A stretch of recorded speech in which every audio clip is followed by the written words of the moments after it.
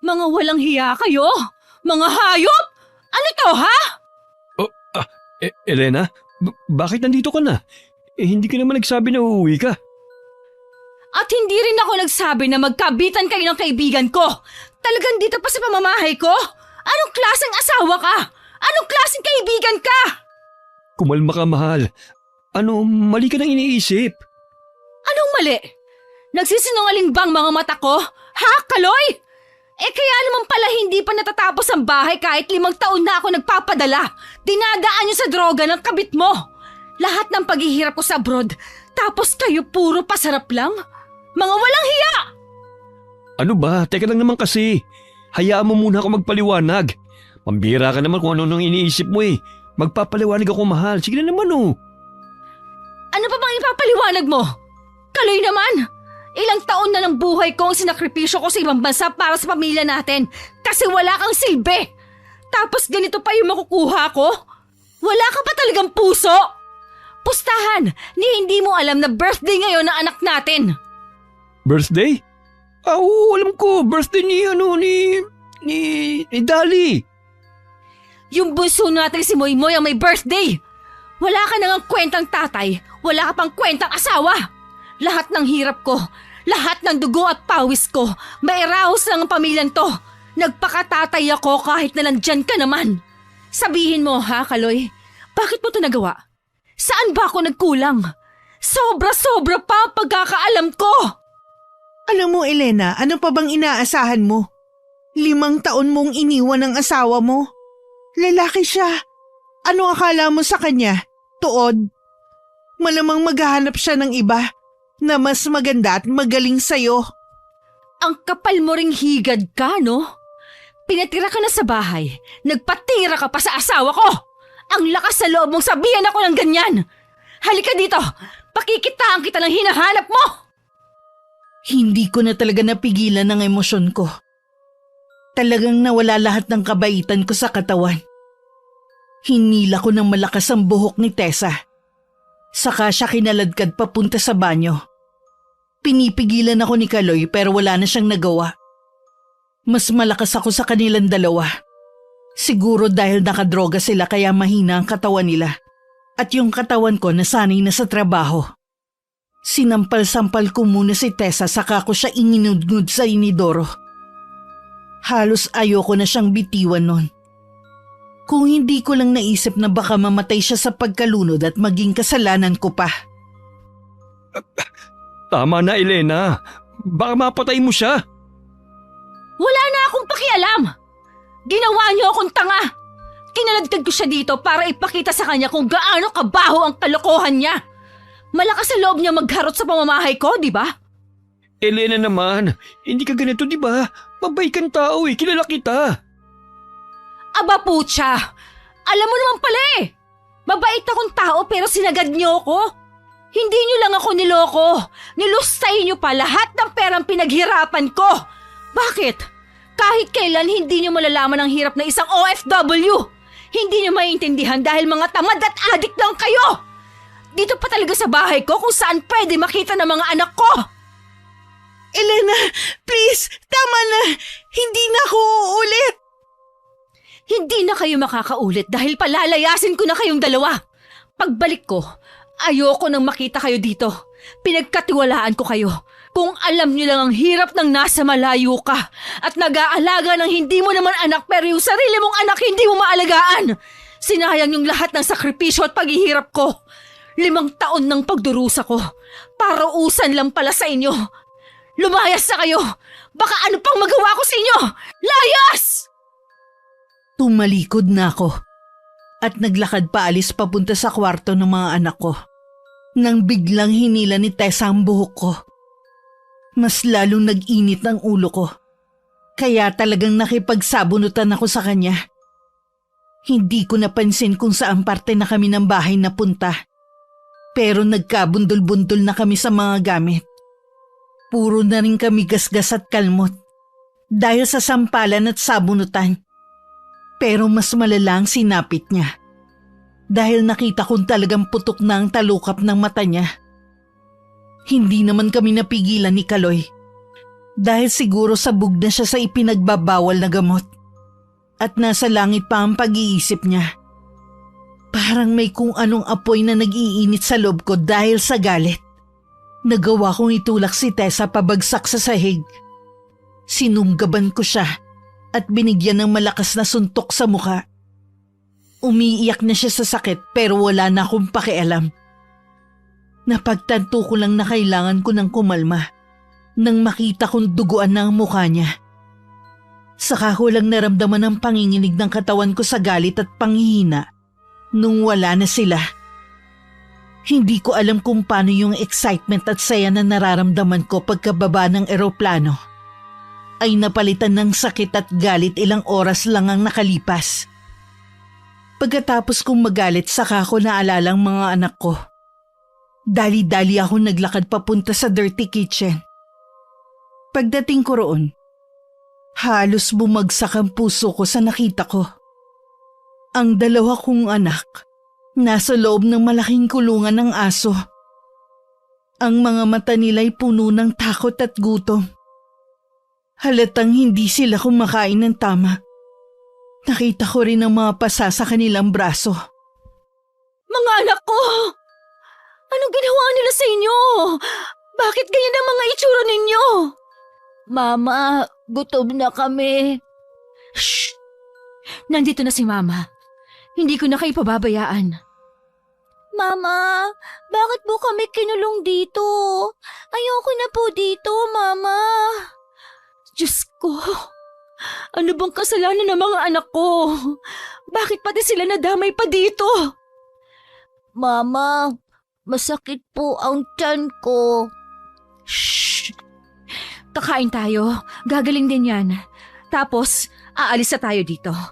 Hindi na kayo muling masasaktan. Wala nang mananakit sa inyo. Mama, ayoko na dito. Takot na ako. Oo, aalis na tayo. Pupunta tayo sa probinsya kay Lola. Doon, ligtas tayo. Nandito na si Mama, okay? Huwag kayo mag-alala. Hindi na ulit ako aalis kahit kailan. Hindi ko na kayo pababayaan ulit. Mama, hindi na tayo babalik dito. Hindi na, mga anak. Doon tayo sa lugar na ligtas at tahimik. Pero, Mama, bakit po kaya sila galit sa amin? Wala naman po kaming ginagawang masama. Hindi ko rin alam, anak. Pero tapos na yon. Aalis na tayo at hindi na tayo babalik dito. Ma, bakit po kasi ngayon lang kayo dumating? Matagal na po namin kayong hinihintay. Anak, patawarin niyo si Mama, ha? Saka na natin pag-usapan lahat kapag nakauwi na tayo sa lola ninyo. Umalis na muna tayo sa lugar na ito. Habang kumakain sila, hindi ko mapigilang mag-isip kung paano nagawa ni Nakaloy at Tessa ito sa mga anak ko. Matatanggap ko pa sana kung yun nilustay nila yung pera ko. Pero yung sinaktan nila ang mga anak ko, hindi ko matanggap. Hindi ko mapapayagan yun. Kailangan kong ilayo ang mga anak ko sa lugar na to. Kahit pa sarili namin tong bahay. Ayokong maalala pa nilang ginawa sa kanila ng ama nila at ng kabit niya. Kaya agad ako nag-impake ng ilang gamit at pasalubong. Wala nang mas mahalaga sa akin, kundi ang mailayo ang mga anak ko sa bangungot na ito. Nagmadali kami papunta sa terminal ng bus. Bitbit ang ilang maleta at ang bigat ng puso ko. Sa loob ng bus, habang tahimik na natutulog ang mga anak ko sa tabi ko, unti-unti pa ring tumutulo ang mga luha ko. Kailangan kong magpakatatag para sa mga anak ko. Ganun naman yata talaga kapag isa kang ina. Lahat kailangan mong kayanin. Hindi ka pwedeng maging mahina kasi ikaw dapat ang malakas para sa kanila. Lalo na ngayong wala na yung tatay nila. Kailangan ko mas lalong tibayan ang loob ko. Iniisip ko kung paano ako tatayo ulit at itataguyod ng mga anak ko. Hindi ako nakatulog. Hindi rin nakapagpahinga. Natatakot akong baka sa pagdilat ko, wala na sila sa tabi ko. At kung ano na naman ang mangyari sa kanila. Mahaba ang biyahe, pero tulala lang ako buong biyahe. Anak, ano nangyari? Bakit ganito ang itsura ng mga apo ko?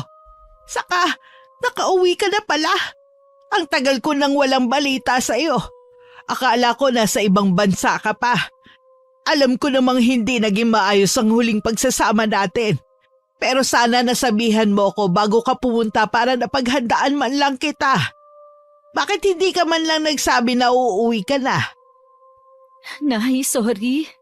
Sorry po talaga. Abay, teka. Para kang pinagbagsakan ng langit at lupa ha, Elena. Ano ba kasing nangyari? Niloko ako ng asawa ko pati ng kaibigan ko. Sa sarili ko pa talagang bahay, Nay. Ano ka mo? Niloko ka ng asawa mo at pati ng kaibigan mo? Ano ba nangyari? Magkwento ka nga, anak. Opo, Nay. Ang sakit sobra. Ang plano ko, susurpresahin sila kasi birthday ni Moy Moy, hindi ba? Pero ako yun na sorpresa. Pagdating ko sa bahay, nakita ko sila magkasama. Hindi lang yon, Nay. Hindi lang pagtataksi lang ginawa nila. Nagdodroga pa sila sa bahay. Tapos lulong na sila sa droga. Yung mga anak ko, Nay, sinasaktan na nila. Nahuli ko pang nakakulong sila sa kulungan ng aso. Diyos ko, ano ba yan? Mga hayop sila, mga walang puso. Sabi ko naman sa'yo dati, mag-ingat ka sa mga pinipili mong kasama. Sabi ko nga, di ba? Dapat itinuloy mo na lang ang pagiging mambabarang. Mas mabuti pa yun kesa magpakasal ka sa lalaking walang kwenta. Tingnan mo ngayon, ano nangyari? Nay, hindi ko naman kasi alam na magiging ganito si Kaloy. Dati, mabait siya. Nagtiwala ako kasi akala ko magiging maayos ang buhay namin. Pero tama ka, Nay. Dapat noon pa lang, nakinig na ako sa'yo. Hay nako anak, alam mo bilang ina, hindi ako natutuwa na nasaktan ka.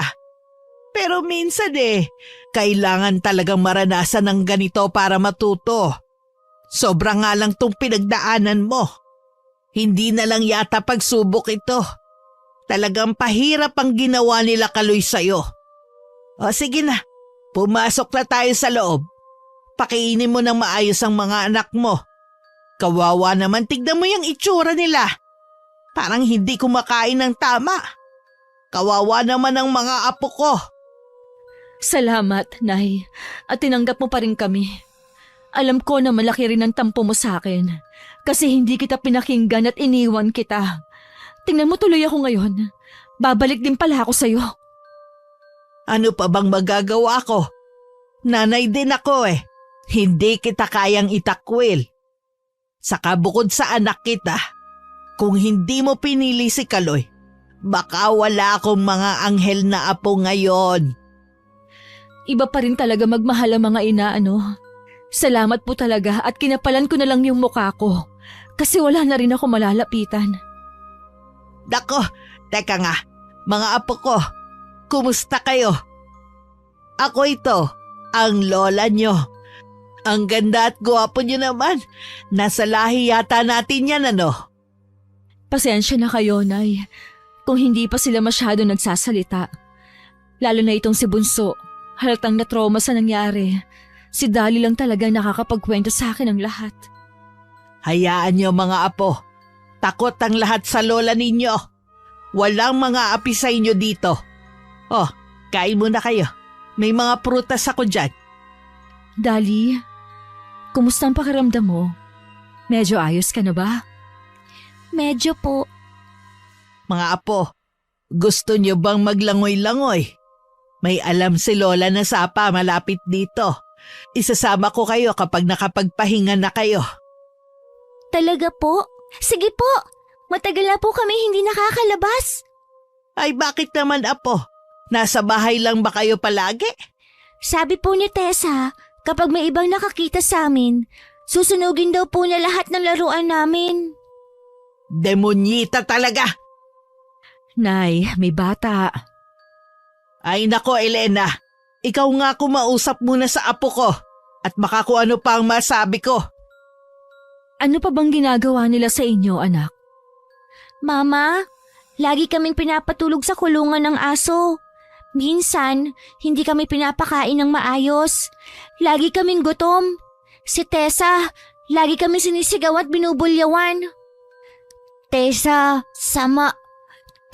bruha. Anak, saan mo natutunan yan? TV. Sa TV lang po kasi siya nakakakita ng ibang tao, kaya kung ano-ano natututunan. Abay, totoo naman. Nay naman. Biro lang. Tapos ano pa, Apo? Ikwento mo lahat at ililista ko para ipakulong na lang yan sila. Nay, saka na natin yan pag-usapan kasi may problema ako dyan. Mga anak, bakit hindi niyo sinabi sa akin noon? Dapat nagsumbong kayo kagad kay Mama. Hindi ko alam na ganito pala nangyayari. Sabi ni Tessa, kapag nagsumbong kami, hindi mo na raw po kami uuwian. Iiwan mo na raw po kami.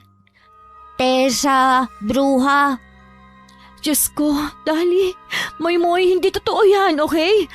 Hindi magagawa sa inyo yun ni Mama. Patawarin niyo ako, mga anak.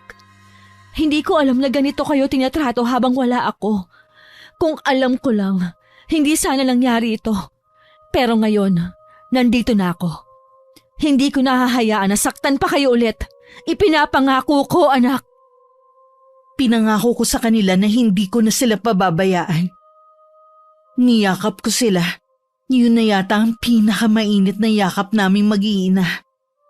Ang sarap din talaga sa pakiramdam na mayakap na matagal ang mga anak mo. Pagkatapos mawalay sa kanila ng matagal na panahon, kinantahan ko sila hanggang sa makatulog sila. Siguro nung gabi lang na yun sila ulit nakatulog ng mahimbing. Nakatulog ng malinis at hindi nagugutom. Awang-awa ako sa mga anak ko. Para sa akin walang kahit na sinong bata ang dapat makaranas ng ganon. Habang natutulog sila sa kwarto, umupo kami ni Nani sa labas ng bahay. Nag-usap kami tungkol sa nangyari. Anak, kailangan mo magpakatatag para sa mga anak mo. Oo, Nanay. Pero ang hirap. Parang may apoy sa dibdib ko na hindi matanggal. Hindi ko talaga matanggap. Hindi mawala sa isip ko. Pakiramdam ko wala akong kwentang ina. Ano ka ba naman, Elena? Huwag mo naman sisihin ang sarili mo. Hindi naman ikaw ang gumawa nun sa kanila. Kung meron dapat sisihin dito, yung dati mong hayop na asawa at ang kabit niyang higad. Di ko talaga lubos maisip na Gusto ko nga na ipakulong na lang kaso ayoko ma-stress pa ang mga anak ko pag dinala sila sa korte. Saka ayoko naman na kutsain sila na ipinakulong ng nanay nila yung tatay nila. Hindi ko na alam, Nay. Hindi ko na alam kung anong gagawin ko para makabawi ako sa mga hayop na yon. Eh di ano? Pababayaan mo na lang. Ganon-ganon na lang ba yon? Hindi naman sa ganon, Nay. Hindi ko rin naman kayang palampasin yung ginawa nila sa mga anak ko at sa perang inipon ko ng matagal. Hindi ko lang talaga alam paano yung gagawin ko. Saka natatakot ako na lumaki yung mga bata na walang ama. Anak, alam mo na mahirap lumaki na walang ama. Pero mas mahirap naman kung lalaki sila na may tatay. Pero minamaltrato at masamang ihemplo naman sa kanila. Huwag mong isakripisyo ang buhay mo at ng mga anak mo para masabi lang na buo kayong pamilya. Tama ka naman dyan, Nay. Ewan ko ba, siguro ipapahinga ko rin muna ito. Anak, baka naman kasi ito na ang tamang panahon para bumalik sa pagiging mambabarang. Hindi mo ba naiisip na pwede itong paraan para makuha ang hustisya? Nay naman, alam mo namang hindi ako marunong sa ganyan at saka isa pa. Matagal ko nang tinalikuran yan noong una pa lang. Sa totoo lang, natatakot din ako kasi syempre, itim na mahika ang ginagamit dyan. Ano ka ba naman? Ngayon ka pa ba matatakot? Ngayong kinantina ang mga anak mo? Isa pa, ano naman kung itim na mahika? Eh hindi ka naman mambabarang ng inosenteng tao. Masasamang tao lang din ang babarangin mo. Ang tawag doon, hustisya. Hindi masamang maghiganti sa mga taong halang din ng kaluluwa. Hindi ko na alam, Nay. Hayaan niyo na muna ako makapag-isip. O siya, ikaw ang bahala. Basta tatandaan mo na kahit anong maging desisyon mo, susuportahan kita. Saka pwede kitang sanayin. Matalino ka, alam ko. At nasa dugo na rin natin ang pambabarang. Hindi na yun magiging mahirap para sa'yo. Ilang araw akong nag-isip. Inaamin ko nung una, pumasok na yung ganong ideya sa utak ko. Pero pilit ko talagang isinantabi. Inisip ko na baka naman may ibang paraan. O baka naman pwede ko silang bawian na hindi nalalaman ng mga anak ko. Ayoko rin naman silang ipatumba na lang sa kung sino. Hindi ko rin naman sila magawang ipakulong. Naubusan na rin talaga ako ng ideya kung paano sila magagantihan. Hindi naman pwedeng pabayaan ko na lang. Hindi rin naman ako payag na basta-basta ganun na lang. Tapos hayahay pa rin sila. Parang sobrang daya naman ng ganun. Sa loob ng ilang araw mas bumigat yung pakiramdam ko habang nakakasama ko yung mga anak ko. Paano ba naman minsan isinusuka nila yung pagkain kasi hindi sanay yung tiyan nila na kumakain sila ng 3 beses sa isang araw. Madalas silang bangungutin na binubugbog pa rin sila. Minsan kapag may naririnig silang malakas na boses kahit sa telebisyon lang, nanginginig sila sa takot. Hindi ko alam kung gaano katagal magiging ganun ang mga anak ko. Hindi ko alam kung gagaling pa yung sugat na ginawa nila sa emosyon at mentalidad ng mga anak ko. Kaya habang tumatagal, mas lalo lang ding nagliliyab yung galit ko. Parang apoy na dinadagdagan ng dingas kaya mas lalong lumalaki. Isang araw nagising na lang ako na hindi ko nakinaya yung emosyon. Parang hindi ko nakinaya yung galit. Nawala lang akong ginagawa kahit na alam ko yung dinanas ng mga anak ko. Kinausap ko na nun si nanay. Nay, handa na siguro ako. Baka tama ka nga. Baka nga makakamit ko lang ang hustisya pag binarang na sila kapag ako mismo ang gumawa. Sabi ko na nga ba yan din talaga ang magiging desisyon mo. O siya, sige halika Elena. Dito tayo sa likod ng bahay. May ipapakita ko sa'yo. Sige po, Nay. Ito ang altar ng ating mga ninuno. Dito ko ginagawa ang lahat ng ritual. Altar? Parang sobrang dami pong gamit dito, Nay. Mga lumang libro, kandila, bote ng langis, pati mga halaman na ngayon ko lang nakita. Oo anak, bawat isa sa mga yan ay may kahulugan at gamit sa pangkukulam. Kailangan mong malaman kung ano yung mga yan kung gusto mong parusahan ng asawa mo, saka yung higad mong kaibigan. Gusto ko pong matutunan lahat. Sige po, Nay. Ano po ang una nating gagawin? Heto, may ilalabas akong kahon. Dahan-dahan lang ang tingin. Baka magulat ka sa mga bagay na nasa loob nito. Ano po bang laman niyan, Nay? Mga sangkap na ginagamit namin. May mga dahon, buhok, kandila, itim na tela, bungo, buto, at iba't ibang uri ng halaman. Nakakakilabot naman yan, Nay. Kaninong buto yan? Kaya talaga noong bata pa po ako, iniiwasan ko talaga tong kwarto na to. Huwag mo nang alamin. Saka hindi mo na to maiiwasan ngayon. Dito ka magsasalay. At dito mo malalaman ang mga sekreto ng ating lahi. Sige po, ako pong bahala. Ginusto ko naman po ito, kaya wala nang atrasan. Mabuti. Simula ngayon tututukan kita. Kailangan mong matutunan ang bawat aspeto ng pangkukulam. Hindi ito magiging madali. Pero nandito naman ako para gabayan ka. Opo, Nay. Susundin ko lahat ng ituturo ninyo. Unang araw pa lang ito. Magsisimula tayo sa mga simpleng bagay tungkol sa pangkukulam. Ito, Tignan mo ang mga halamang ito. Ginagamit ang mga to sa paggawa ng gayuma at sumpa. Ano po ang tawag sa halaman nito? Ito ang ugat ng gabi-gabi. Ginagamit ito para pagalingin ang mga sugat at sakit. Sugat at sakit? Para po makapanggamot? Pero paano naman po ito nakakapinsala? Yan ang kagandahan ng mga sangkap na ito.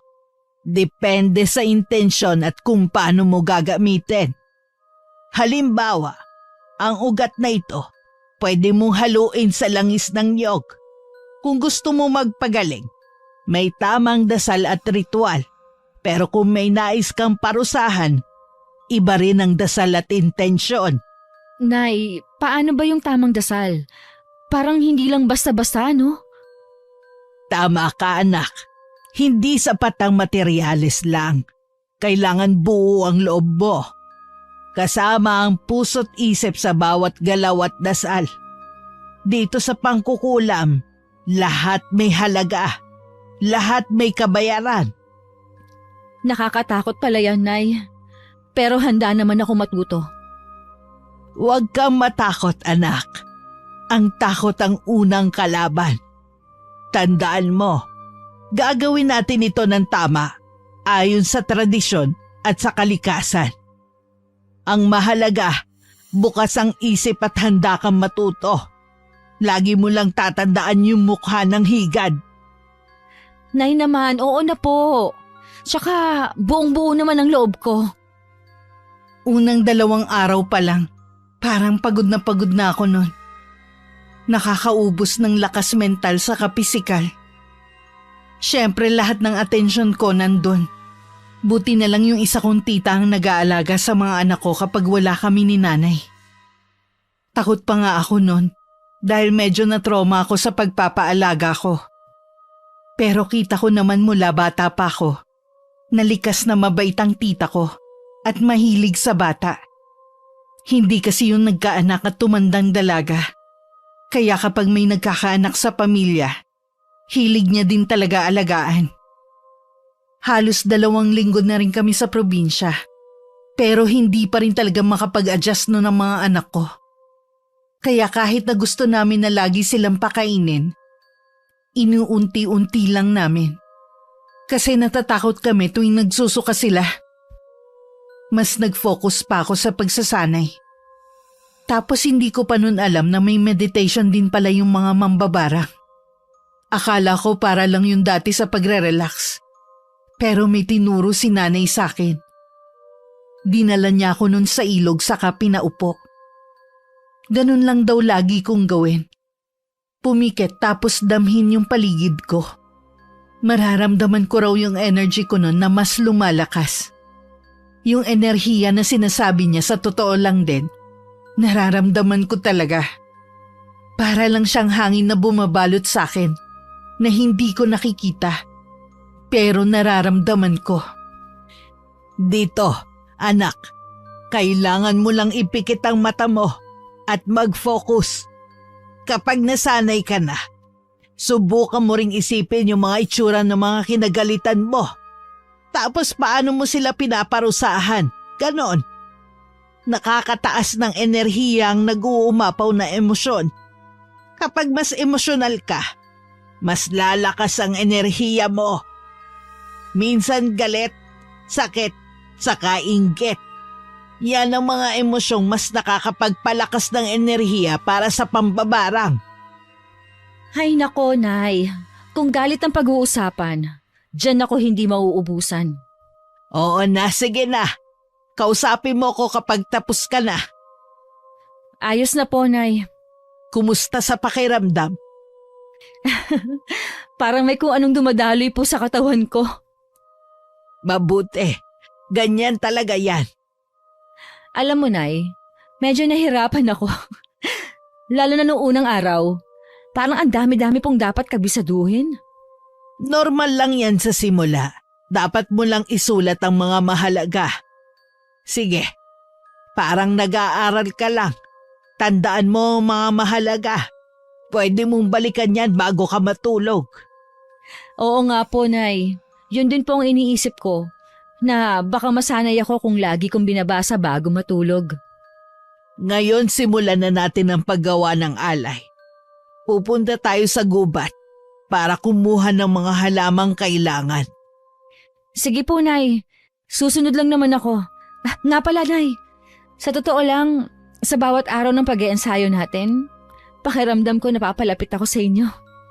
Mabuti naman anak. Noon malayo ang loob mo sa akin eh. Oo nga po, Nay. Noon kasi, parang may pader sa pagitan natin. Lalo na nung sinisisi kayo ng mga kamag-anak natin sa pagkamatay ni tatay. Sabi nila, minalas daw si tatay kasi mangkukulam kayo. Alam ko anak. Masakit yon para sa ating dalawa. Pero ngayon, naiintindihan ko na. Kayo pa rin na nandito nung kailangan ko ng tulong, lalo na para makapaghiganti. Kaya ngayon kailangan mo maging maingat sa bawat proseso. Hindi pwedeng basta-basta na lang. Kada salita mo may epekto. Kaya dapat sigurado ka sa lahat ng gagawin mo. Ako na pong bahala. Gagawin ko po ng maayos. Nakakailang po, Nay, na may nanonood sa akin habang may ginagawa ako. Parang nung nasa Saudi pa ako, ayaw ko po na pinapanood po ako ng amo ko kapag may nililinis o niluluto ako. Kailangan lang sanayin mo ang sarili mo. Sa pagkukulam, mahalaga ang tamang proseso. Huwag kang magmamadali. Siguraduhin mong tama ang lahat. Bawat hakbang para wala kang makalimutan o malampasan. Opo, Nay. Pipilitin ko pong mag-focus para hindi ako magkamali. Mabuti. Tandaan mo anak, ang pagiging maingat ang susi sa tagumpay ng ritual. Walang maiksing daan dito. Ganun lang ng ganun ang ginagawa ko hanggang medyo nasanay na ako. Tapos sinubukan ko na ang unang ritual na pang-ensayo ko. Pinaghalong mga halaman at langis ang nilagay ko sa isang maliit na palanggana. Tapos sinasabayan ko lang ng dasal. Nakasindi rin yung mga kandila. Pakiramdam ko habang tumatagal pati itsura ko ay nag-iiba. Saka ang aking presensya. Pero hindi naman nawawala ang pagmamahal ko sa aking mga anak. Mas nagiging komportable na sila sa akin at nagiging malambing. Mas marami na akong natutunan at pakiramdam ko talaga lumalakas na rin ako. Akala ko nga magiging masaya na kami at yung paghihiganti ko na lang yung kulang. Pero may nangyaring hindi maganda. Nay! Ang aga niyo ah! Oo anak, ganyan talaga dito sa probinsya. Dapat maagang gumising para maaga rin tayong matapos sa mga gawain. Tama po, Nay. Tawagin ko na po ang mga bata para kumain. Dali! Bunso! Kumain na tayo! Dali! Nasaan kayo? Bakit hindi kayo sumasagot? Hoy! Dali! Bunso! Anong ginagawa nyo? Kakain na tayo! Diyos ko! Bunso! Bakit ka sumusuka ng dugo? Tulong! Tulong! Kailangan namin ng sasakyan. Tulungan niyo kami. Anak, kumapit ka ha. Malapit na tayo. Kumapit ka lang anak ko, please. Huwag mong iiwan si Mama. Pag gumaling ka, bibilhan kita ng maraming laruan at ice cream. Please, anak ko, lakasan mo ang loob mo. Tahan na anak, darating tayo sa ospital. Laban lang. Inihatid kami sa ospital ng tiyuhin ko na kapatid ni nanay. Dahil meron siyang tricycle na pinamamasada. Halos paliparin na niya ang sasakyan dahil sa takot na rin sa nangyayari sa anak ko. Pagdating sa ospital, kaagad siyang tinignan ng doktor. Ilang mga laboratory test ang ginawa sa kanya. Pinakonfine na rin siya para mas ma-examine ng maayos. Habang nasa ospital ang anak kong bunso, si nanay na ang nagpresenta na magbantay habang si Dolly naman ay binantayan ng tiyahin ko. Nagpaalam ako sa kanila na uuwi muna para kumuha ng ilang mga gamit. Nagpahatid ako sa tiyuhin ko. Dahil sa sobrang galit ko sa asawa ko at sa kalaguyo niya, lalong tumindi ang pagpapasya kong gantihan sila sa pamamagitan ng barang. Hindi ko na talaga kayang maghintay. Sa tuwing nakikita ko ang mga anak kong nahihirapan, sinisisi ko sila. Kaya nagpasya akong tapusin na ang lahat. Sisingiling ko sila. Gusto kong ipakita at iparana sa kanila kung paano magalit ang isang ina at asawang niloko. Halos hindi ko pa napansin na panay na palang tulo ng luha ko. Sunod-sunod lang yung pagtulo, pero hindi ko na pinansin. Wala na akong pakialam. May isang bagay lang ako na gustong mangyari na nasa utak ko. Matapang ang mata kong pumunta sa kubo, kung saan nagre-retwal at nagkukulam ang nanay at ang mga kamag-anak namin noon pa man. Pero hindi ako dun gagawa ng pangkukulam. Kinuha ko lang ang mga kailangan kong gamit. Saka ako dali-daling umalis. Naalala ko ang sinabi ni nanay na merong kuweba hindi kalayuan sa amin na nababalot sa itim na enerhiya. Doon daw mas malakas ang enerhiya ng isang mangkukulam, lalo na kapag Miyerkules. Naalala ko ring sinabi niyang delikado kapag hindi naging tama ang ritual. Lalo na sa isang lugar na may malakas na enerhiya at sa araw na mas malakas ang mangkukulam. Pero wala na akong pakialam doon. Mas okay sa akin kung mas malaki ang tsansa na makakapaghiganti ako. Yung takot sa kaawa sa puso ko, matagal nang nawala. Pagdating ko sa kuweba, nagmadali akong nag-ayos ng mga gamit. Inilabas ko lahat ng kakailanganin ko. Hindi na nga ako natakot nun sa bungo ng tao na bitbit ko. Nakalatag sa sahig ang mga kandila at ilang gamit na sinunod ko sa utos ng libro. Habang sinisindihan ko ang huling kandila, nararamdaman ko na yung kaba sa dibdib ko. Halos mawala ako sa focus, pero naalala ko lahat ng nangyari. Mula sa makauwi ako hanggang sa itsura ng anak ko nung dinala namin sa ospital. Hindi ko na malaya na nagsisimula na ako magritual. Parang hindi ako may kontrol sa katawan ko. Parang may sariling buhay yung kamay at bibig ko. Kakaiba yung enerhiyang bumabalot sa katawan ko. Kakaiba yung lamig ng hangin. Lahat ng yun parang saglit lang nangyayari. Parang mas mabilis yung oras sa loob ng kuweba. Mga mas malala pa kayo sa hayop.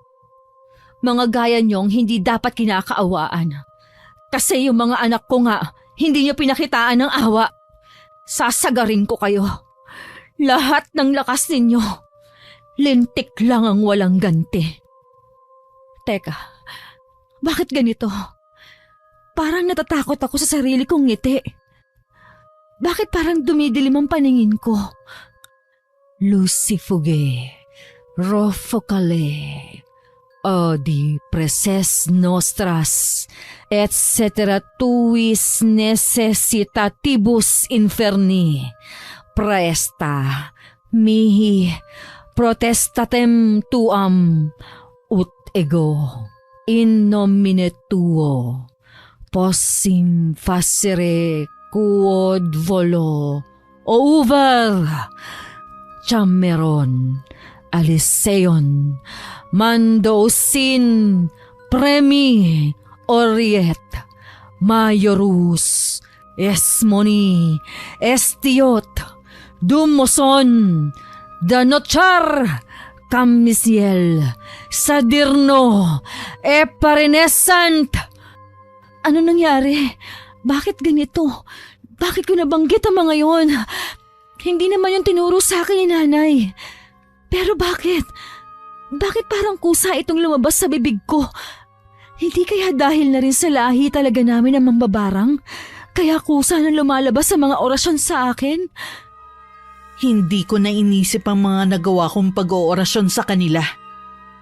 Pero ramdam kong nagawa ko na maayos ang lahat. Alam kong tatalab na yun sa kanila. Pagkatapos ng ginawa ko sa kuwebang nasa gubat na malapit sa lugar namin, umuwi na rin ako ng bahay. Hindi naman na ako masyadong nag-alala dahil alam ko namang nandun ang nanay ko. pati na si Tia para bantayan yung 2 anak ko. Mabuti na lang din talaga at malaki-laki rin ang natira sa ipon ko. Kahit papano ay handa ako sa mga ganong klaseng emergency. Dahil sa sobrang pagod, hindi ko na alam na hindi pala ako nakakain. At basta na lang nakatulog matapos igayak ang mga dadaling ko sa ospital pagpunta ko kinabukasan.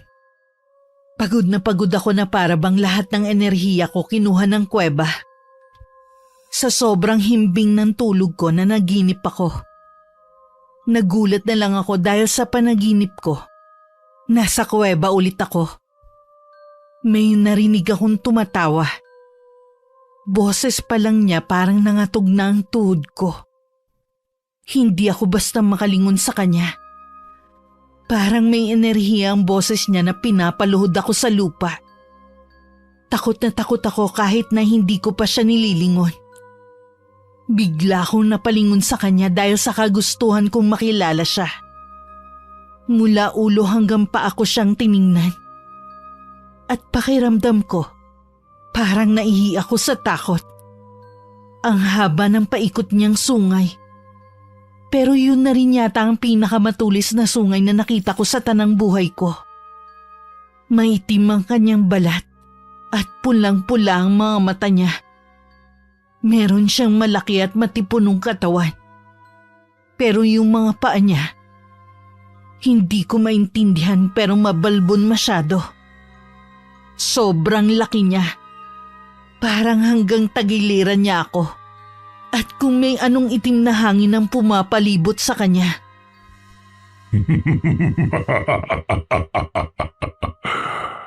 Nagulat ka, no? Salamat sa iyo at muli na naman ako makikipaglaro sa mga tao. Akala mo ba kayang-kaya mo kong kontrolin? Nakagat mo yata ang iyong dila, Elena, at hindi ka makapagsalita.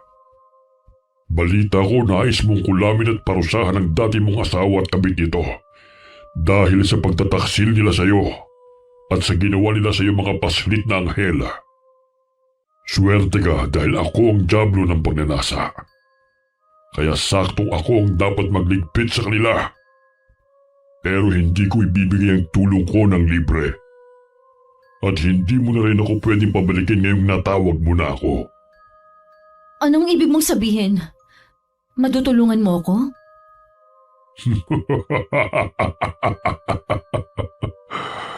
Malamang sa malamang, munting Elena. Hindi mo yata alam kung sino ako. Malala pa sa mga pantasa sa iyong isipan ang kaya kong gawin sa mga naglapastangan sa iyo. Ang kailangan ko lang ay pahintulot mo na ibigay sa akin ang kanilang mga kaluluwa. Kanilang kaluluwa? Oo, Elena. Kanilang kaluluwa. Hindi ba tunay na mapalad ka? Kung sa iba, sarili nilang kaluluwang kapalit. Pero sa iyo, dahil ang mga nagkasala sa iyo nagkaroon ng matinding pagnanasa sa isa't isa, sila ang kailangan kong dalhin sa aking kaharian. Anong mangyayari sa akin pagkatapos? Malamang magiging masaya ka na. Hindi na kita gagambalain pang muli. Dahil wala naman akong interes sa iyo. Sadyang malakas ang enerhiya nitong kuweba na ito. At natawag ako ng pagnanasa mong magiganti. Huwag kang mag-alala. Dahil wala akong interes sa mga gaya mong busilak ang kalooban. Anong mangyayari kapag nakuha mo ang kaluluwa nila? Matanong ka din pala. Wala naman. Sasama lang sila sa akin sa walang hanggan. Akin na sila. Aking mga laruan. Pumayag ka na, Elena. Wala namang mangyayaring masama sa'yo. Diablo ko. Ngunit hindi ako pwede magsinungaling sa mga kasunduan. Magtiwala ka. May papanalo mo ang labang ito sa kanila. Sige, payag na ako. Basta... Ayos. Mabuti. Wala nang basta-basta. Pumayag ka na sa kasunduan. Hetong kontrata nating may bahid na ng iyong dugo. Sagisan ng tiwala at kasunduan. Ipinakita niya yung papel na may dugo. Doon ko lang naramdaman na medyo makairot ang hintuturo ko. Gusto ko pa sanang sabihin baka pwedeng isa na lang sa kanila ang kunin niya. Pero wala na rin akong magagawa. Naisip kong saka ko na lang siya papakiusapan tungkol doon. Ang hilig talaga niyang putulin ako kapag nagsasalita. Bigla na lang kasi siyang nawala. Nagising na lang ako na madaling araw na. Nanlalambot ako dahil sa panaginip na yon. Hindi na rin ako makatulog. Dahil sa sobrang takot, lalo na mag-isa lang ako sa bahay. Hindi ko maipaliwanag, pero pakiramdam ko, kahit nawala na ako sa panaginip, nasa paligid lang yung demonyo. Yung mga nakakatakot niyang mata, parang anumang oras bigla na lang haharap sa akin. Tinakpan ko rin lahat ng salamin sa bahay. Dahil sa sobrang napapraning na ako. Sinubukan kong magradyo para kahit papano, hindi ko maramdaman na mag-isa lang ako. Para hindi ako mas matakot. Pero mas lalo lang akong kinilabutan sa mga boses sa radyo. Saka sa tunog ng pawala-walang signal.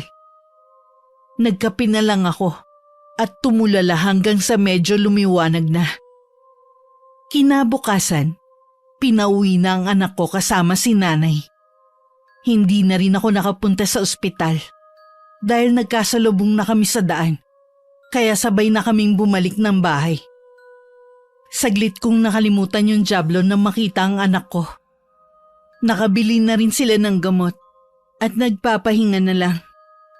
Hindi ko pa alam kung sasabihin ko yung nangyari kay nanay. Pero nakakaya din kasi na baka talagang nagkamali ako. Ayaw ko na rin madamay pa si nanay. Kung sakali mang kapahamakan lang yung dala ng Asmodeus na yun sa akin. Nagpaalam ako kay nanay na aalis muna. Balak ko na bumalik sa kuweba. Para lang alamin kung totoo ba ang panaginip ko o dala na lang ng stress ko sa kakaisip. Inisip kong hindi naman totoo yung panaginip. Kahit pa nakipagkasundo ako doon. Saka hindi naman yun magkakatotoo kasi panaginip lang yun. Nang malapit na ako sa kuweba, naisip kong gawin na agad ang sunod na ritual. Gusto ko na matapos ang lahat. Gusto ko na maging masaya. Pagdating ko, nagulat ako kasi bigla na naman akong inantok. Saka ako napahiga. Hindi ko mapigilan ang antok na yon. Parang may enerhiyang nagpapatulog sa akin. Pagdilat ko, nasa harap ko na naman yung demonyo. Doon ko naisip na nasa panaginip na naman ako. Nabalitaan mo na ba? Paano nandito ka na naman? Nananaginip na naman ba ako? Masanay ka na. Sa panaginip lang tayo magkikita at makakapag-usap. Totoo ka? Sigurado akong hindi mo gugustuhin ipakita ko pa sa'yo kung totoo ako. Nabalitaan mo na ba? Ha? Nabalitaan ng ano? Oo nga pala. Hindi pala taga rito sa probinsya ang asawa mo noon at ang kabit niya. Kaya hindi mo alam kung ano ang nangyari sa kanila. Nangyari? Bakit? Ano bang nangyari sa kanila?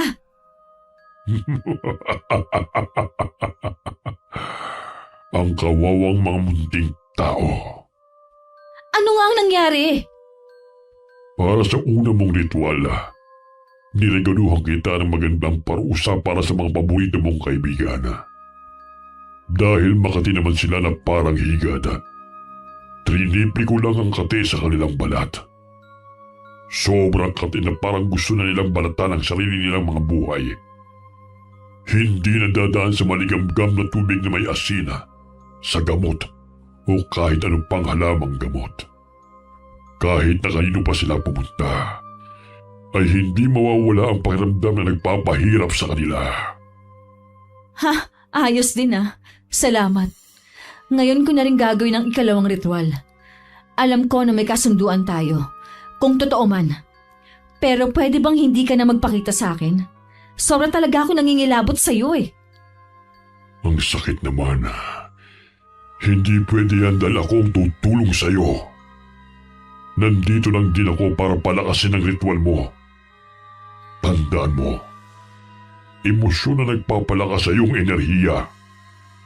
Bago mo simulan, palagi mong tatandaan ang pakiramdam ng galit at kagustuhang magiganti. Simulan mo na. Ninitian ko na lang siya sa kasinunod ang sinabi niya. Inayos ko na ulit yung mga kagamitan. Saka nagsindi ng mga kandila. Sa pagkakataong yun, sinigurado ko ng tama ang pagkakabigkas ko sa lahat ng orasyon.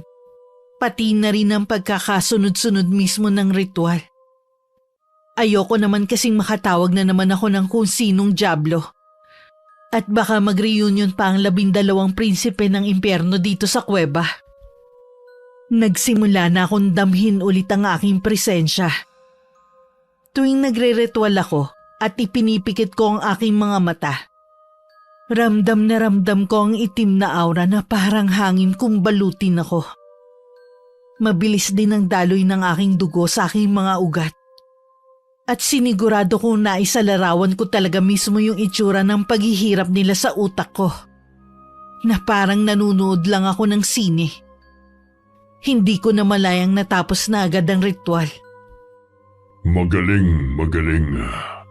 Hayaan mo at sa susunod na balik mo, may magandang balita ulit akong ihahandog sa'yo. Bumalik ka na lang sa susunod na linggo para naman mas matagal ang paghihirap ng mga kaibigan mong mahal.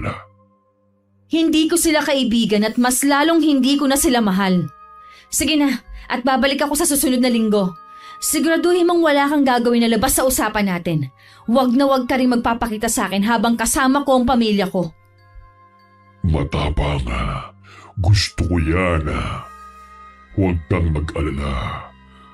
Wala akong gagawin na hindi mo gusto. Pagkagising mo, hindi mo mapapansin na nagawa mo na pala ang ritual habang nananaginip ka. Umuwi ka na. Nagising akong nanlalambot ang katawan. Nag-iisip pa rin ako kung panaginip lang ba ang lahat o totoo ngang nangyari. Pero nang tingnan ko ang paligid, nakita ko ang mga ginamit ko sa pagre-ritual. Kung paano ako nag-ritual sa panaginip ko, ganun ang itsura ng mga ito. Pati ang paglalagay ng mga kandila sa panaginip ko ay ganun din sa realidad. Nakasindi pa ang kandila at nangangalahati na ito. Binalot ako ng kilabot. Halos sumakit ang ulo ko. Dahil sa pag-iisip kung talaga bang konektado ang panaginip na yun sa reality. Dahil kung totoo, posibleng nakakausap ko nga ang dyablo. At sa panaginip lang niya ako kinakausap. Dahil sa takot ko, nagmamadali akong lumabas ng kuweba. Tumakbo na ako para mabilis na makauwi ng bahay. Agad na sumalubong sa akin ng nanay ko. Anak, may maganda akong balita. Bukod kasi sa mga gamot na ibinigay ng doktor, dumaan dito yung kakilala kong magaling manggamot. Kaya binigyan ng mga halamang gamot yung bunso mo para naman mas mapabilis yung paggaling niya. Hala, ganun ba, Nay? Nako, at mabuti naman po. Salamat talaga, Nay. Mabuti na lang at andyan ka para kahit papaano natulungan ako.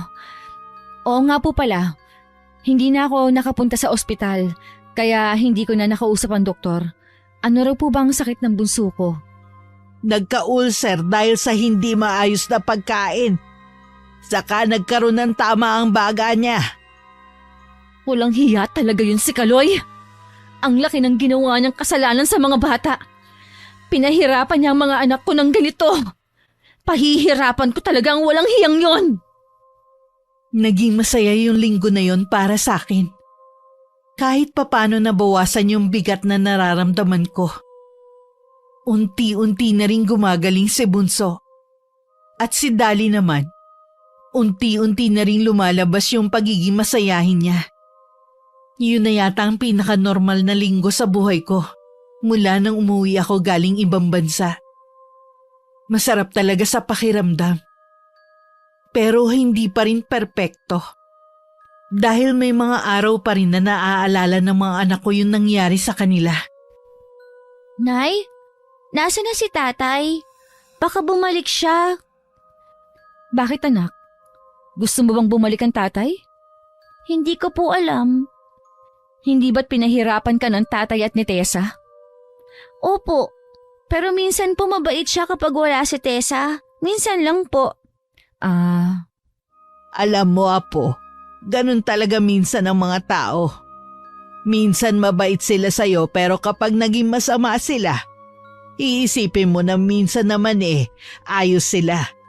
At baka maging ayos din ulit sila. Ang tawag dun manipulasyon. Huwag kang mag-alala, Apo. Dahil dito, hindi ka na magkakaroon pa ng karanasan na ayaw mo. Wala nang mananakit sa'yo dito. Ngumiti na lang ang anak ko saka bumalik sa mga kalaro niya. Nagkaroon na rin kasi siya ng mga kalaro. Siguro'y narinig niya ang mga usap-usapan ng mga tao dito sa baryo. Kaya siya napatanong. Hindi rin kasi talaga maiwasan ng mga tsismosa dito sa baryo na pag-usapan ng buhay namin. Kahit pa kasi na maliit lang ang baryo at layo-layo ang bahay, ay mabilis talagang kumalat ang tsismis, lalo na sa mga gaya ko na galing pang abroad. Bukod sa pagiging masaya, minabuti kong proteksyonan ng sarili ko. Dahil hindi ko alam kung may kakilala mang kukulam din sila Tessa o kung may balak na masama sa akin si Asmodeus. Kaya nagritual ako para proteksyonan ng sarili ko. Kumuha ko ng mga dahon ng bayabas, isang maliit na malinaw na bote, langis ng nyog, asin, isang uling, isang maliit na krus, 2 kandila, 2 puting papel, at isang bagong itim na panulat ng Martes. Sinigurado kong kumpleto ang lahat ng kailangan. Dahil plano kong gawin ang ritual ng Biyernes. Biyernes lang kasi pwedeng gawin ang ritual na yun. Pagsapit ng Biyernes, eksaktong pagkatapos ng paglubog ng araw, sinindihan ko ang 2 kandila at inilagay ang lahat ng materyales sa altar nang walang nakalagay na kahit anong santo. Altar lang na may kandila dahil hindi naniniwala ang nanay ko sa Diyos. Kasi nga galing din sa dilimang mahika niya. Kinuha ko ang 3 dahon ng bayabas. Pinira-piraso ko saka ko nilagay sa loob ng bote. Kasama ang asin at uling. Nilagyan ko rin ng langis ng nyog ang bote hanggang kalahati. Kumuha rin ako ng isang kapirasong papel. At sinulat ang buong pangalan ko sa malaking titik. Sinulat ko rin ang mga orasyon sa kabilang pahina. Pinagsama ko yung 2 papel. Saka 3 ulit na binanggit yung mga salita. Pagkatapos nun, iniwan ko na sa altar namin. Yung orasyon na yun ay isa sa mga naturo sa akin ng nanay.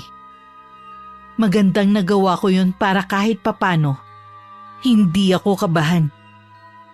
Medyo nag-iisip kasi ako na baka habang natutulog ako, bawian ako nila Tessa gamit ang isa pang mangkukulam. Mahirap na, kaya magandang sigurado ko. 2 linggo na ang nakakaraan bago ako bumalik sa kuweba. Aaminin kong medyo excited din talaga ako noon na malaman ko ano nangyari sa kanila. Kahit malayo kasi ako sa kanila, nakikita ko ang nangyayari kapag nagritual ako. Sa kuweba ko ginagawa ang lahat para walang sino man ang makaalam sa aking ginagawa. Pagkarating ko sa kuweba, kaagad ako nagsagawa ng pagre-ritual. Napansin kong habang tumatagal, mas lumalamig ang klima ng kuweba. Nagtatayuan na ang balahibo ko sa katawan dahil sa panunuot ng lamig. Nasa kalagitnaan pa lang ako sa aking ginagawa nang makaramdam na naman ako ng antok. Pinilit kong pigilan dahil ayoko na makasama ang dyablo sa aking panaginip. Ayoko na managinip ulit. Pero naramdaman ko ang panlalaki ng aking ulo. Sobrang bigat nito at hindi ko na kayang iangat. Unti-unti ako napasubsob sa lupa. Maya-maya ay hindi ko na napigilan ng antok. Bago ako tuluyang makatulog, nakita ko pa ang itsura ng paligid. Sa aking pagkahimbing, napasok na naman ako sa panaginip. Kung ano ang itsura ng kuweba bago ako pumikit, ganun na nakikita ko sa panaginip. Para akong nasa ibang dimensyon lang. Sinaktan ko pa ang aking sarili para lang magising pero manhid ako. Hindi talaga ako magising. Maya-maya, narinig ko na naman ang boses ng diablong nagpapakita sa aking panaginip. Kumusta, munting Elena? Mukha atang mas lumiliwanag ang mukha mo ngayon ah. Magliliwanag na yan kung may maganda kang balita, Diablo.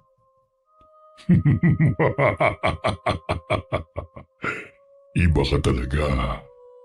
Bueno, hulaan mo kung anong nangyari sa kanila. Ano nga? Nagkasakit ba? Maaari. Pwede nating sabihin ganun dahil nagsuka sila.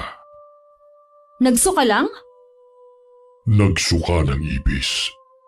Maraming ipis. Sana nga nandun ka para nakita mong halos iluwa na rin nila ang mga mata nila kakasuka.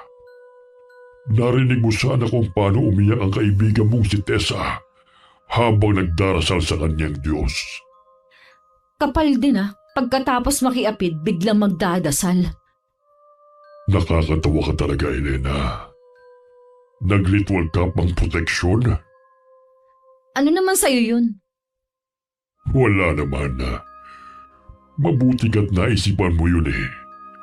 Pero huwag kang mag-alala. Dahil wala pang ipinapanak na albularyo o mangkukulama. Kahit pari pa na mas malakas kaysa sa akin.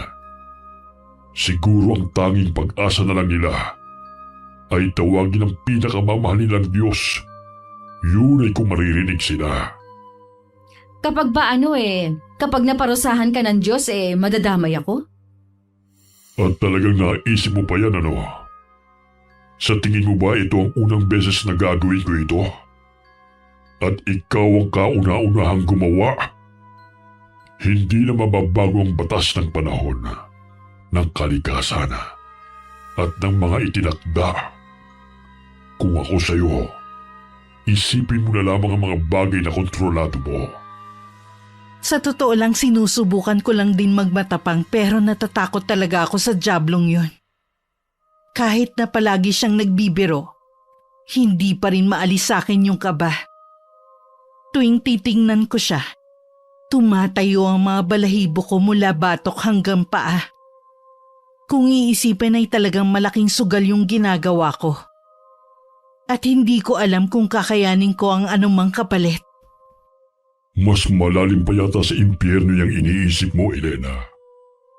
Paano kaya kung simulan mo na ang ritual para makauwi ka na kagad sa pamilya mo? Pagod lang ako. Ito na ba yung huling ritual? Oo, ito na ang huli. Pagkatapos nito, saka mo na ako balikan para balitaan sa kung ano na ang nangyari sa kanila. Sa totoo lang, kahit na hindi mo na ako balitaan, ikaw ang bahala. Basta kapag pumunta ka rito, nandito ko at naghihintay sa'yo. Ganun ba? Pagkatapos ano na? Ano na mangyayari sa akin? Wala na. Wala naman akong pakialam sa'yo, munting Elena. Gusto ko lang matapos ang kasunduan at makuha kung dapat kong makuha pagkatapos. Sige na, simulan mo na. Pagkasabi niya nun, bigla na lang ako nagising. Hindi ko maipaliwanag pero nakaramdam ako ng matinding galit. Mas matindi pa sa galit na naramdaman ko sa asawa ko. Ang emosyon na yun, pakiramdam ko ibinigay sa akin ng diablo para mas mabisa ang pambabarang na gagawin ko sa manloloko kong asawa. Nagtatalo ang isip at puso ko. Ayoko nang gawin ng pambabarang. Gusto ko nang umatras dahil pakiramdam ko, hindi na tama ang nangyayari. Pero ang katawan ko kusang kumikilos. Gising na ako. Pero nararamdaman ko ang presensya ng dyablo na nakatayo sa aking likuran. Umaalingaw-ngaw ang pagtawa niya sa aking isipan. Lalo akong kinilabutan. Nanginginig ang mga kamay ko habang sinisimulan ulit ang ritual. Hindi ko alam kung bakit. Pero nung mga panahon na yun, hindi na ganun katindi yung galit ko. Hindi katulad nung mga unang ritual na talagang nangingit-ngit ako sa galit. Na tumutulo pa ang luha ko. Nabigla ko na marinig ko ang pag-alingaw-ngaw ng boses ni Asmodeus. Galit siya. May kakaibang kapangyarihan ng boses niya. Na sa isang salita lang, ay napapasunod ako. Mahina, Elena. Lakasan mo pa. Hindi mo ba natatandaan na ilang beses na muntik malagay sa bingit ng kamatayan ng iyong mga anak? Hindi mo rin ba alam na kung hindi mo nahuli si Tessa, balak niyang ibenta na lang sa mga sindikato ang anak mo? Sa mga sindikatong paniguradong walang gagawing mabuti sa kanya. Ngayon mo alalahanin ang galit mo. Walang puwang ang awa para sa mga taong wala rin mang puso. Huwag mong pigilan ang ginagawa mo. Tama yan. Ibuhos mo ang galit mo sa kanila. Durugin mo sila sa iyong mga kamay. Lalong nadagdagan ng galit ko sa kanila nang marinig ang sinabi ng dyablo. Hindi ko alam na ganun pala ang nasa plano ng hayop na Tessa na yun. Parang kidlat sa bilis na bumalik yung galit sa puso ko. Hindi ko maipaliwanag. Pero naisip ko pa lang na mapunta sa sindikato yung isa sa mga anak ko. Parang nahihilo na ako sa galit. Ni hindi ko na maalala kung paano ko pa pinagsunod-sunod yung ritual at mga salita. Hinayaan ko na lang na lamunin ako ng enerhiya na bumabalot sa akin. Ng galit at ng kagustuhan na magdusa ang dalawa. Nararamdaman ko rin ang mata kong parang nagliliyab sa galit. Sobrang init. Titig na titig ako sa apoy ng itim na kandila. Sa bawat tingin ko, ay sumisiklab ang apoy na parang nagkakabuhay na rin. Ayos. Konting paalala lang naman pala ang kailangan mo, Elena. Madali ka rin naman palang kausap. Ano bang balak mo? Kung ano pa rin ang sinabi ko kanina. Alam mo bang sa lakas ng ritual mo, halos mapatay mo na sila kanina. Pero dahil sa hindi pa sila ganun kahinuga at pwedeng mamatay, pinahirapan ko muna sila. Sana ay mag-enjoy sila sa mga uod nila. Uod? Uod sa mga ari nila. Sa ngayon unti-unti na yung gumagabang palabas ng ari nila. At hindi lang ngayong araw, matagal na panahon nila yung pagdurusahan. Kahit kaninong albularyo o doktor pa sila pumunta, malabong may makatulong sa kanila. Ibig mong sabihin parang hindi mauubos yung mga uod sa mga ari nila? Tumpak, marami akong alagang ganon. At sisiguraduhin ko hindi ko sila pagdadamutan. Nasasabik na akong makuha sila. Nangilabot ako sa malakas na tawa ng dyablo. Hindi ko alam kung umaalingaw ba yun sa loob ng kuweba o nasa utak ko lang. Parang sasabog ang ulo ko dahil sa malakas niyang pagtawa. Napahawak ako sa ulo ko at halos gusto kong pigain para mawala ang sakit. Gusto kong iuntog sa bato para hindi na marinig ang boses ni Asmodeus. Sa sobrang sakit ng ulo ko, nawalan ako ng malay. Nang magising ako, sobra akong nanlalambot. Mabagal na ang kilos ko. Para akong lasing na naglalakad. Umuwi na ako nun. Normal na hapunan na ulit kasama ang pamilya ko pagka-uwi. Matamlay ako dahil sa kakaibang pakiramdam Parang may mali. Para ako nababahala na hindi ko maintindihan. Bago matulog yung mga anak ko, nag-ayos ulit ako ng mga gamit namin. Saka ko nakita yung picture namin ng asawa ko sa maleta galing ibang bansa. Nung nasa ibang bansa kasi ko, lagi kong tinitignan yung picture na yun. Tanda ng pagmamahal ko sa kanya. Parang yun na rin ang nagsisilbi kong lakas sa araw-araw. Habang nakatitig ako sa larawan, kinausap ako ni nanay. "Oh anak, malalim yata ang iniisip mo. Naiisip mo ba ang asawa mo? Tara at mag-usap tayo sa labas. Nagtimpla ko ng mainit na tsokolate. O mga apo, magsitulog na kayo ha." Opo, Lola. Good night, Mama. Good night, Lola. I love you po. Good night po. Love you. Mahal ko rin kayo mga anak ko. Sige na at matulog na kayo. Mahal na mahal kayo ni Mama. Kahit ano pang ginagawa ni Mama, para yun sa inyo mga anak. Sige na, doon na kayo sa kwarto. Alam ko ang iniisip mo anak. Namimiss mo ang asawa mo ano? Hindi naman kita masisisi eh. Wala namang ina na gugustuhin itaguyod ng mag-isang pamilya niya. Sigurado ako na gusto mo na rin maging buo kayong pamilya. Sa totoo lang, Nay, hindi ko na rin talaga alam kung ano yung mararamdaman ko. May galit ako sa kanya, oo. Pero hindi maalis sa isip ko yung mga panahong masaya pa kami, na baka sakaling maibalik pa yon at magbago pa siya. Alam ko, Nay, kahit papaano may naiiwan pang kabutihan sa puso niya. Nakatago lang. At baka talagang nalunod lang siya sa adiksyon at temptasyon. Anak, ikaw lang ang makakaalam niyan. Ikaw lang at wala nang iba ang makakapagdikta ng kung ano ba talagang nararamdaman mo. Nandito lang ako para sumuporta. Hindi man kita nasuportahan noon. At aminado akong hanggang ngayon galit pa rin ako sa lalaking yun.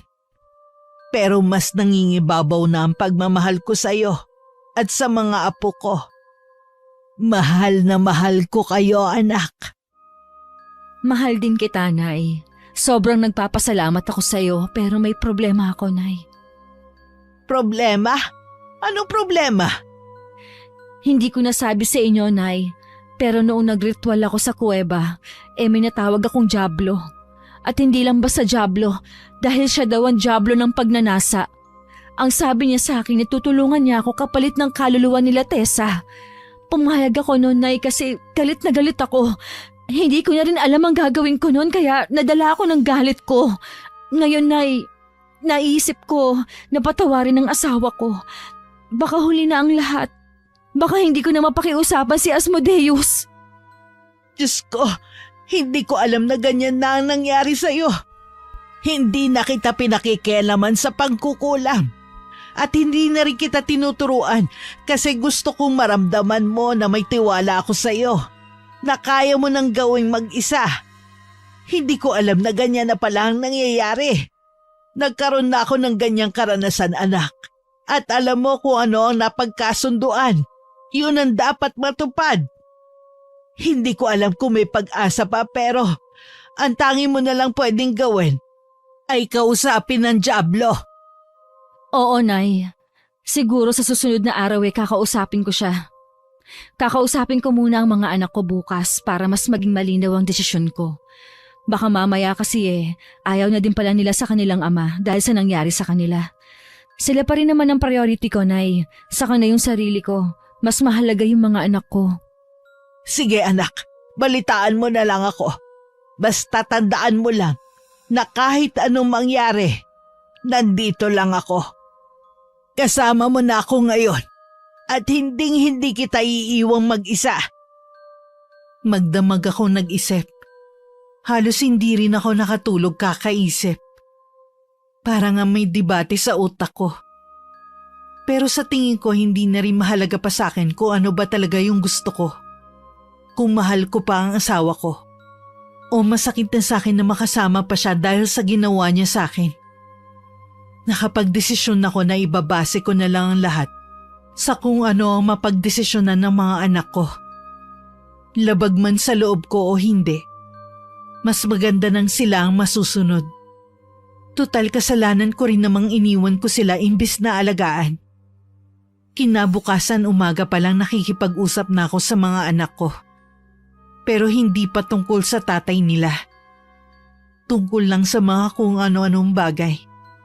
Nakikiramdam pa kasi ako. Niyaya ko ang mga bata na mag-drawing. Nagulat ako nang makita ang iginuhit ng anak kong si Moymoy. Bunso, ano yan? Mama, Papa, Ate, ako. Family po. Tayo po yan, Mama. Tuwang-tuwa ka sa drawing mo ha. Ang ganda niyan, anak. Opo, Mama. Family yan. Dali, anak. Ano bang naiisip mo tungkol kay Papa? Galit ka ba sa kanya? Hindi ko po alam, Mama. Bakit po? Mas gusto mo ba na kasama natin si Papa? Tayo ulit, buo, gaya ng dati? Bago ako umalis para magtrabaho sa ibang bansa? Hindi na niya kami sasaktan? Wala nang makakasakit sa inyo, anak. Pangako ko yan. Kung hindi na niya kami sasaktan, di ba dapat kasama natin siya? Kasi tayo ang pamilya. Asan pa si Papa? Kasi anak, nasa ano lang si Papa. Nagpapagaling siya para hindi na ulit makapanakit. May sakit kasi si Papa, kaya siya nananakit. Ganun po ba? Sana po gumaling na siya at makabalik sa atin. Oo, sana po, Mama, para buo tayo. Oo nga, anak. Sana nga. Pero Mama, may sakit ba talaga si Papa? Oo, anak. May sakit siya. Pero magagamot naman siya, kaya kailangan nating maghintay. Sige po, Mama. Maghihintay kami. Pagkatapos ng pag-uusap namin ng mga anak ko, saka ko napagdesisyonan na bawiin na yung kulam sa aking asawa. Ayos na yung makuha yung kaluluwa ni Tessa.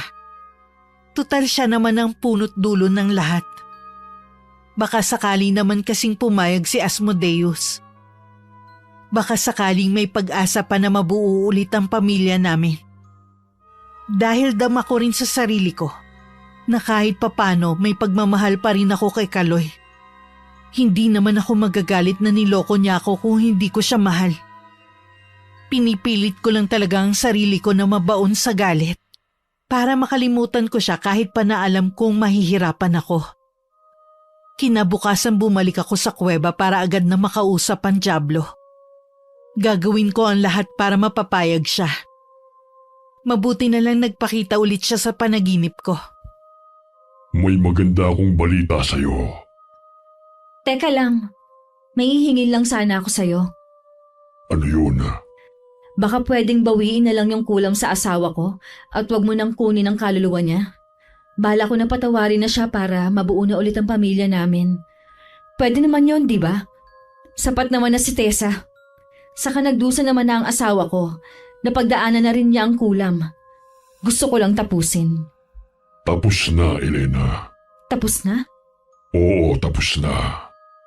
Nakakatuwang akala mo ay palaging madali mo lang makukuha at may babalik ang lahat. Tapos na, Elena. Hindi na kinaya ni Tessa mga paghihirap niya dahil sa kulam mo.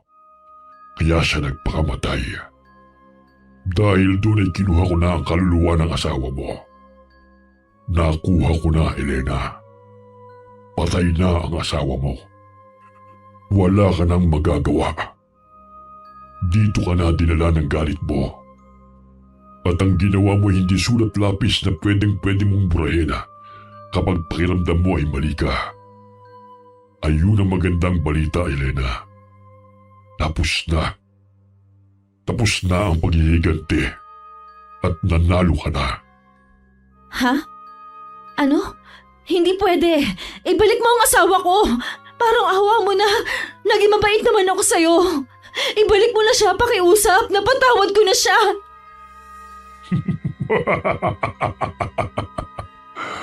At akala mo ba talaga? Porkit napatawad mo na siya ay babalikan ka na niya? Hanggang sa huling hininga ng asawa mo, ay si Tess ang iniisip niya. Hindi ikaw o ang mga anak mo. Di walang bahid ng pagsisisi sa kanya. Kahit nung mga panahong hirap na siya dahil sa kulam, tumawag pa sila ng ibang albularyo at mangkukulam para kulamin ka pabalik. Magpasalamat ka na lamang at prinotektahan kita. Pero, Wala nang pero, Elena. Pinili mo ito. Baka nakakalimutan mong galit mo sa kanila ang tumawag sa akin mula sa impyerno. Mabuhay ka na lang ng masaya, Elena. Malaki ang tsansa maging magaling kang mangkukulam. Ingat ka palagi. Ito na ang huli nating pagkikita. Dahil natuwa ako sa iyo, bibigyan pa kita ng kakayahan. Malalaman mo lang kung ano yon kapag gumawa ka uli ng kulam sa iba. Babahaginan kita ng aking kapangyarihan. Humayo ka at ipalaganap ang iyong galit sa mga taong gusto mong parusahan. Sundin mo palagi ang galit mo. hindi! Ayoko na maging mambabarang. Ibalik mo ang asawa ko. Ibalik mo siya. Gusto ko na mabuo ang pamilya ko para sa aking mga anak. Ibalik mo na siya. Gumising akong umiiyak. Kahit anong palahaw ko, wala na ang dyablo. Nakuha na niya ang gusto niya. Sinisisi ko ang sarili ko sa mga nangyari. Hindi ko alam kung paano ko tatanggapin na ako mismo ang dahilan kung bakit namatay ang asawa ko. Hindi ko rin alam kung paano ipapaliwanag sa mga anak ko ang nangyari. At kung anong kasinungalingan ang sasabihin ko sa kanila kung bakit namatay ang ama nila. Pero sa kabila ng lahat ng yun, si nanay ang nagpalakas sa akin. Siya ang muling nagtayo sa akin nung dapang-dapa ulit ako.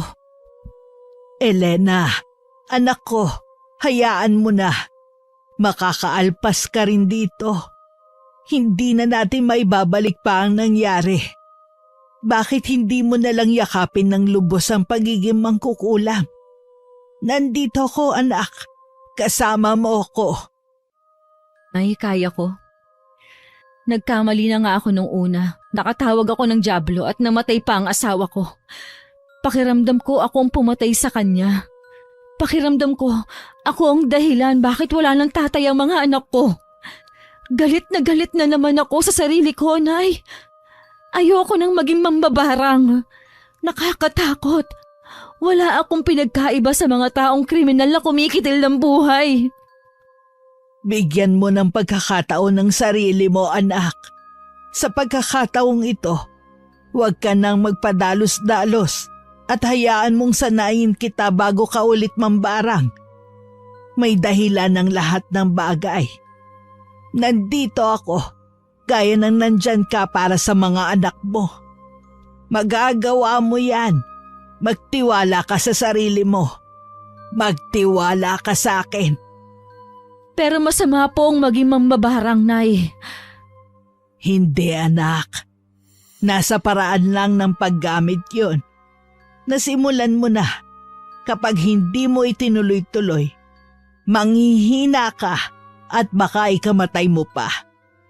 Isipin mo ang mga bata. Maliliit pa sila. Paano na sila kung pati ikaw ay mawala sa kanila?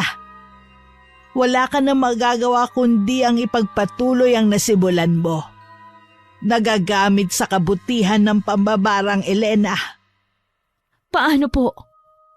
Kapag napagaling mo ang barang ng iba, para kang manggagamot, nakukontra sa sakit na binibigay ng ibang mambabarang. Dahil wala naman akong ibang mapagpipilian, sinunod ko ang payo ng nanay ko. Sinubukan ko rin naman kalimutan ng pambabarang. Pero tama siya. Nararatay nga ako sa sakit kapag hindi ko nagagamit ang aking kapangyarihan. Naglalaro pa sa isip ko kung totoo ba ang sinabi ng dyablo na may ibinigay siya sa akin na kapangyarihan na mula sa kanya. Sa tuwing naiisip ko yun, Kilabot ang bumabalot sa akin. Naging mambabarang ako. Pero hindi ako kumampi sa dilim. Ingat na ingat ako sa mga ginagawa kong pagre-ritual. Mula noon ginabayan pa ako ni nanay. Mas nahubog at mas lumakas ako bilang mambabarang. Hindi ko man naibigay sa mga anak ko ang buong pamilya. Binigyan ko naman sila ng magandang buhay. At ako sa sarili ko, binigyan ko ang sarili ko ng pagkakataong piliin ang landas ko. Landas kung saan ako malakas at wala nang makakaapi pa sa akin. Malayong malayo na ang buhay ko ngayon kesa noon.